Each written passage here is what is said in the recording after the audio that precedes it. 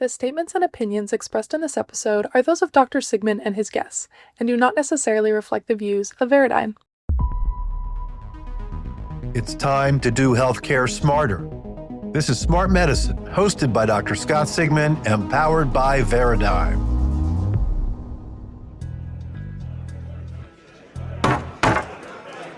All right, court is in session, and today we are putting the hottest new health trend on trial, and that, dear listeners, is peptides. If you've spent any time on social media lately, you know exactly how they are showing up. In influencer posts, in wellness podcasts, in gym locker rooms where athletes are swearing by compounds they found online. People are literally injecting things into their own bodies that their own doctors had barely had time to research. The excitement? Oh, it's loud. The evidence? Well, that is exactly what we are here to find out. To help make the case, I brought in someone who has done the work. That's Dr. James Voos. He's the team physician for the Cleveland Browns, former president of the NFL Physician Society, and a researcher with over 120 published papers, one of which is on one of the most popular peptides on the market, BPC 157. Safe to say, he is the right doc to speak to about this topic. So, is the jury in on peptides? Let's review the evidence. James, welcome to Smart Medicine. Thank you very much, Scott. Really appreciate it. We're thrilled to have you on. So listen, man, you're a big deal in the sports medicine world. You're in your training, you trained with Russ Warren, who's one of the greats of all times for sports medicine. You were on the medical staff for the Giants. And then upon finishing residency fellowship, you go to Kansas City and then start taking care of the Chiefs. And then they whisk you over to Cleveland and they grab you and bring you to the Cleveland Clinic. And you now are the team physician for the Cleveland Browns. And of course, you just finished up your 2 years as president of the NFL's Physician Society. So that's a lot going on. So just tell our listeners a little bit about you, your career, and how sports and performance medicine really became such a big part of your life. It's really been a great journey, and it's one where you never know where life is going to take you. When I started practice in Kansas City, it was very much a 100% private practice where we owned the whole practice in our building and then took care of the Chiefs. So very much as independent as you could be.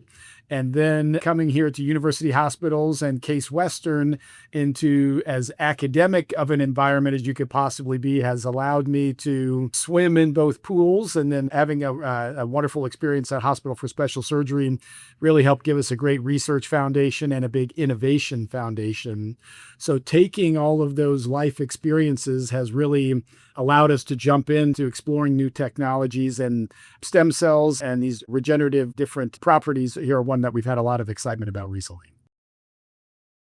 That's pretty unique, I got to say. I mean, I know a lot of you guys, the team physicians for maybe just one team, some guys 2, 3 teams. There's a lot of work involved in being a team doctor for a professional sports team, especially in the NFL. It's a huge responsibility and a huge time commitment. All right, let's deep dive into our current suspect, peptides. So I really want to use your expertise because you've taken a lot of time and energy to investigate and help us with our investigation for our listeners. What is a peptide and what are these things doing inside of our body?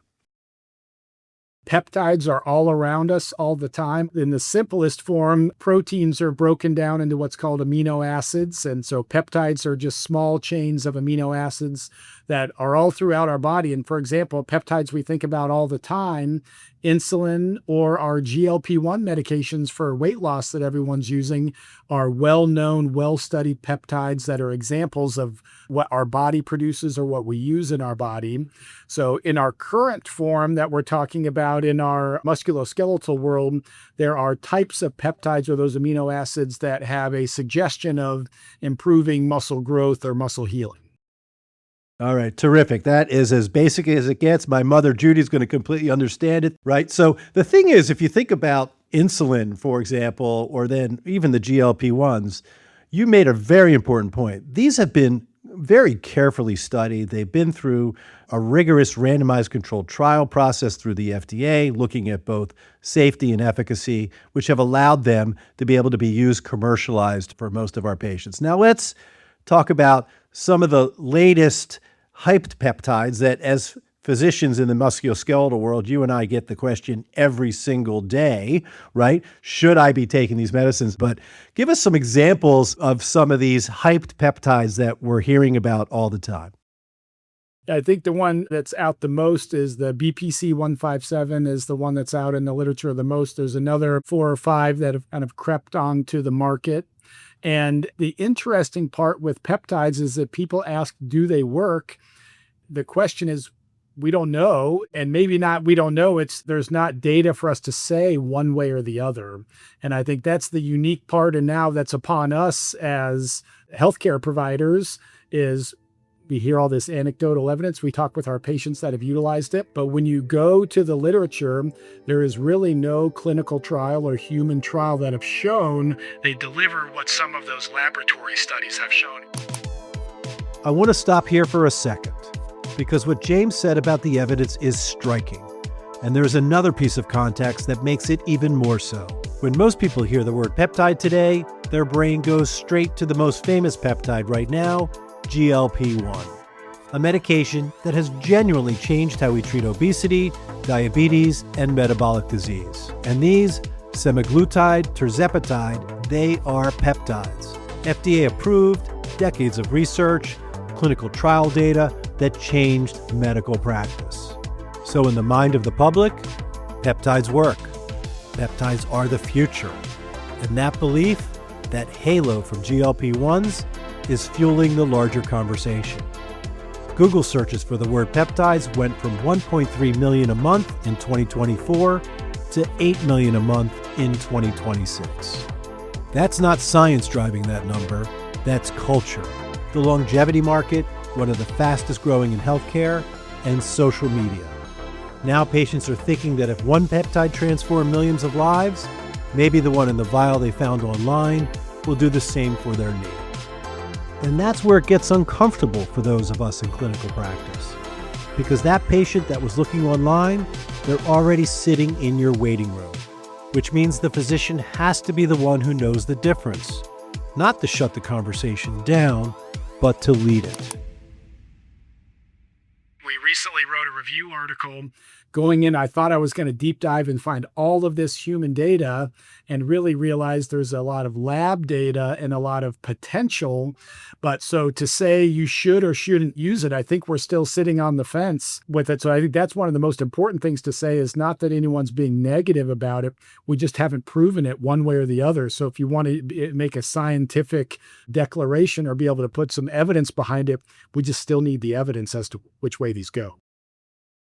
And I want to take a little deeper dive later on your paper, because it really is probably one of the most cited papers about that peptide in particular.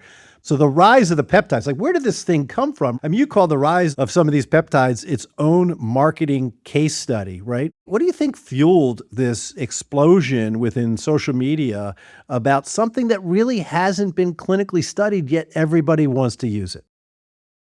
I used the term longevity medicine or longevity before, and I think we have all realized the one thing that we have the least control over is our health. And I think we're all trying to take control of our health.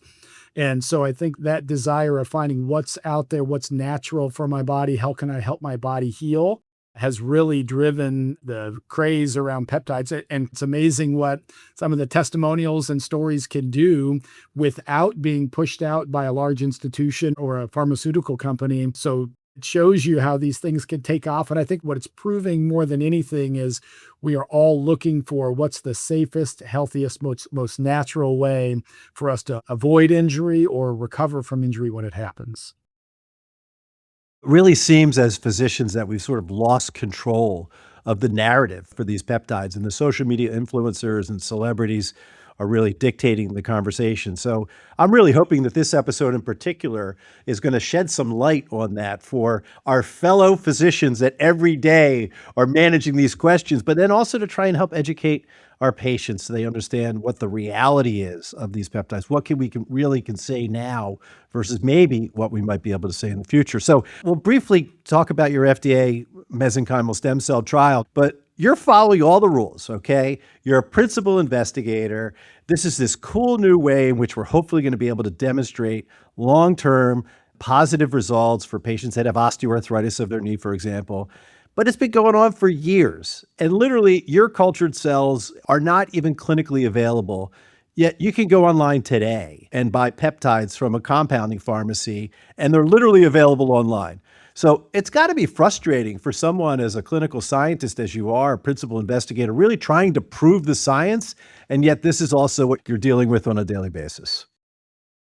Yeah, it really has been an interesting journey in that we feel as though we're taking care of pro teams. We have all of these youth athletes we take care of. We're at the academic institution. So I've really always carried the torch of wanting to be the voice of reason, but I never want to be the slow, sluggish academic institution. But that really, if you come to us and we recommend something, or if you ask us a question, we can give you real solid data behind it and get rid of all of the noise from around it. And the stem cell world has been remarkable. It's been a 2.5-year process of FDA approval, then FDA regulations, and then we just finished our phase 1 clinical trial, and we had to follow those patients for 2 years afterwards just to get ready to do the next phase. I mean, that's just for the safety profile. You haven't even gotten to the efficacy side of it. So yeah, it's just got to be incredibly frustrating. What I appreciate most about James is that so far, he's not here to render a verdict. He's not saying peptides are good. He's not saying they are bad. He is saying we simply do not have the evidence yet to say either. So the investigation continues. I want to go deeper into the research Dr. Voos and his team did when they went looking for the evidence to support peptide BPC 157. I want to know what information physicians can reach for while the jury is still out. But first, this episode of Smart Medicine is powered by Veradigm. Veradigm connects payers, providers, and life sciences through data-driven insights that make healthcare smarter. Learn more at Veradigm.com.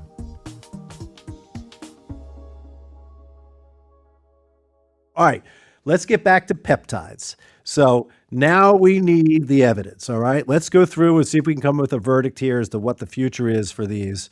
So let's start with just a few sort of basic questions here. Your study in particular is clearly so well done. You took a meta-analysis of all of the various articles that were available. We were all really surprised as we're reading this to see that, okay, this has actually only been studied in 10 human beings, literally. And so talk to us about what you found in your review paper as to what the current evidence is, animals versus humans, safety, how are they working, what does it do? Give us a few talking points. It was very eye-opening, and it's one of those where I encourage, no matter what the topic is, you always tell people to do your own research and make sure and go find the source. And this was a great example because I was surprised at the lack of trials that were out there. In a positive note, the cellular cultures that peptides have been tested on and some of the animal studies have shown the potential for muscle healing and tendon healing and decreased inflammation. So it's certainly those first steps that are saying, okay, this is promising, let's move forward. But that's where it stops. And then it's, okay, have we had a large-scale trial? And even the point, and this is just some of the practical part of peptides at this point are not made in a medical grade fashion. And most of the ones that are being used actually say on the package, not for human use or for research use only. And it's not because they're necessarily good or bad. It's just they haven't been manufactured in a way that are sterile, for example. So if you were going to inject it into an IV or into your joint, forget whatever the substance is, it hasn't been medically prepared. So the risk of causing harm, whether it's an infection or an inflammation reaction or contamination, is there just from it hasn't crossed that threshold of being at that higher level manufacturing practice. So it was very eye-opening. It also encourages us, okay, are we going to be the ones to take the ball and run with it and do the trials and take the time to do it? Because the FDA has not commented on whether this is efficacious or not. The other part of this now in the recommendations, it is on the banned list of medications for the World Anti-Doping Association, WADA, which is what the Olympics use. But then all of our professional sports, it's on the do not use or on the banned list. And again, not because it's good or bad, it's just so much unknown. And so they're erring on the side of caution. Yeah, so the overwhelming data is really from animals. I mean, we had one clinical study that really didn't provide us a lot of information. But I really love your attitude here. And purely from a safety perspective, are you going to be using this really without knowing where it's manufactured or how it's manufactured? And to be clear, right, James, all these peptides, they're not oral. There's one GLP-1 that's now oral, but because peptides are broken down in the stomach, they go down to amino acids. So you're injecting this stuff, right? And so you got to really think very carefully.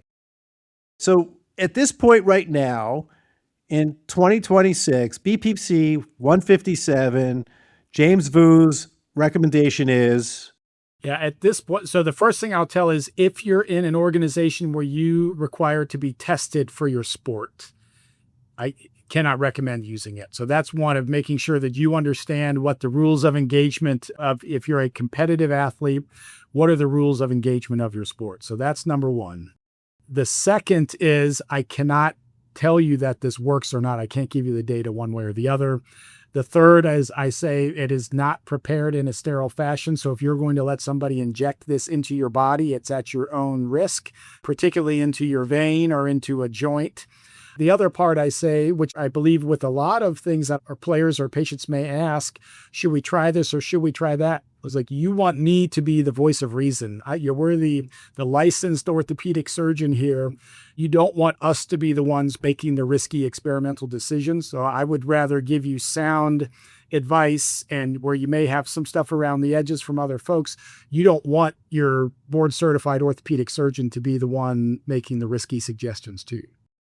Yeah, I think that's just great, great wisdom. All of our orthopedic surgeons that are listening, write that down and have it memorized. And that should be our standard messaging at this point right now. But all right, let's talk about one other thing. So when it comes to orthobiologics, we'll give you one more moment. All right, I walk into your office. You just told me that BPC 157, you're not going to give me any professional advice. But what about all this other stuff? Should I have PRP and BMAC injected into my rotator cuff when you're doing it, Doc? What's the evidence there? What do you think?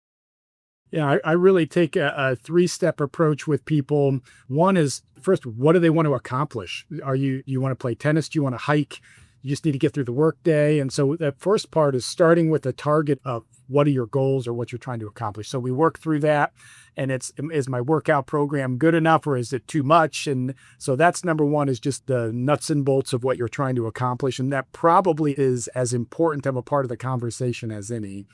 The second part is your mechanics, and do you have bow legs, knock knees, are your hips really weak? And so that other part, I tell people this is always a biologic and a mechanical problem. So are we addressing the mechanical problem with how you work out, your shoes and unloader brace? So we kind of get those off the table.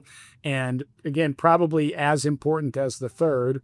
And then when we get to the discussion of what are the interventions, I scale it all the way up from, if this is acute inflammation and we just need to knock it out with a steroid injection versus viscosupplementation or the gel shots, then to PRP, and then to our bone marrow aspirate. So I'll layer out that phase with the patients and figure out what have they tried before, where do they feel comfortable inserting themselves in the process. And then it's the discussion of what's covered by insurance and not covered by insurance. And I use all of those quite frequently. And I do believe there is enough data on viscosupplementation and PRP and BMAC for us to make some comments that is it symptom modifying or inflammation modifying. I feel very comfortable with that.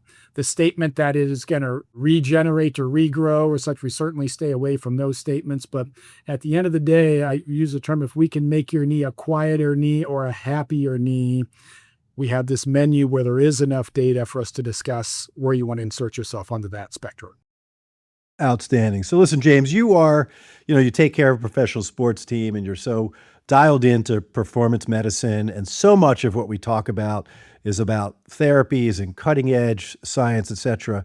But the human body does have a lot of things that can be really basic that can improve performance as well as your mobility, sleep, nutrition, strength training. So give us your philosophy as to what some of the real basic things are that we can do. Yeah, and those core basic things I think the challenge is many of us skip on those. We don't sleep enough. We drink more alcohol than we should. Our diet isn't quite as clean as it could be. And if you're not doing those, you could say peptides work amazing. You could have you take a barrel of peptides, and I don't think it'll make a difference. So I do think we all need to set our fundamental foundation: functional sleep habits and a reasonable diet. Are you exercising in some level? And even if it's low level cardiovascular exercise, I think that is the minimum for you to start with before that you would add any of these other entities. I really tell people all of these other things are complementing your lifestyle or supplementing what you're already doing. And those core things, and study after study have shown the low impact cardiovascular exercise and sleep, probably the best things we can do there. And they're probably the things we're the worst at. Great advice. And you don't have to be a professional athlete to try and sleep well, for sure. So, James, if people really want to know about peptides, really, they should do the research, right? We need to get more information. So give us your thoughts on your messaging to those researchers.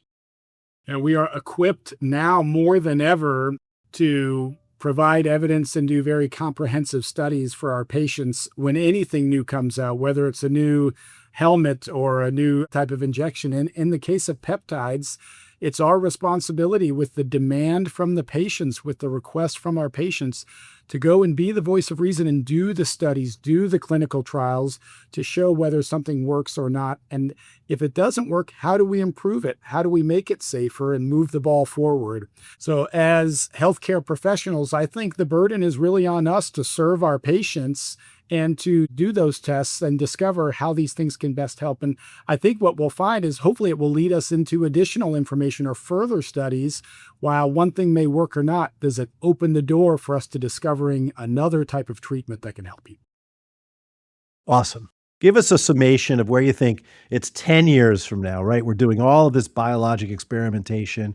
We're really getting very encouraged. AI is helping us to make faster, better decisions. So in 10 years, how much of this is going to be surgery versus MSCs, peptides, growth factors? Are you and I still going to have a job? Are we going to still be operating on people? What do you think?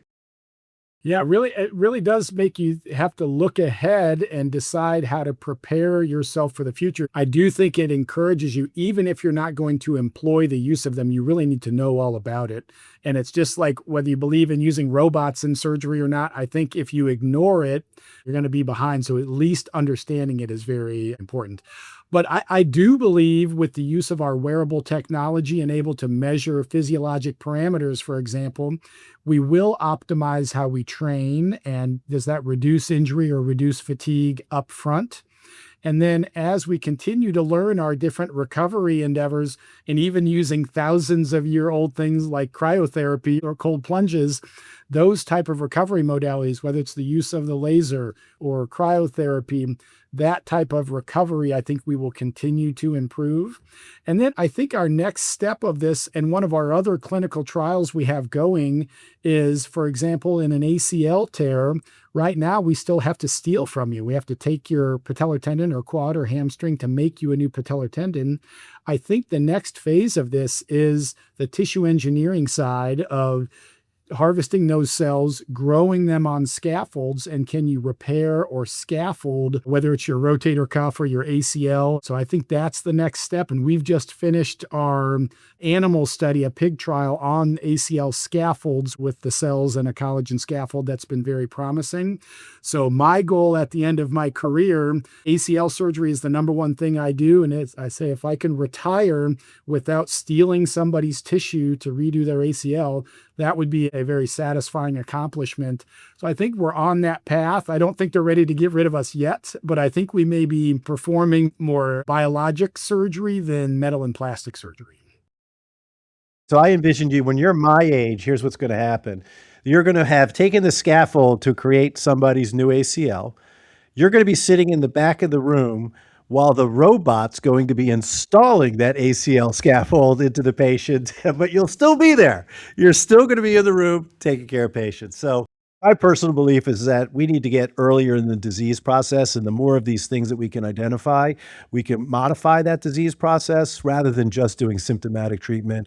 I think the true holy grail for musculoskeletal care is early in the disease process. I'm more bullish about the biology of healing every day, and having this conversation with you today makes me even more confident of the case. It's been a wonderful conversation, James. We can't thank you enough for taking the time. Thank you for joining us on Smart Medicine. Thank you very much. It was a great talk. We came to court today looking for a verdict. What we got instead was something more honest. A request for more time, more trials, and more evidence before anyone, physician or patient, starts making confident claims about peptides. And here's what I love about that conclusion. With all of the excitement around longevity and biohacking, the boring stuff still wins. Dr. Voos made that clear. Sleep, nutrition, and strength training. Get those right before anything else.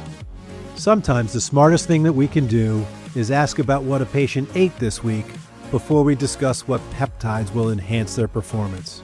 It may not make headlines, but to me, that's smart medicine.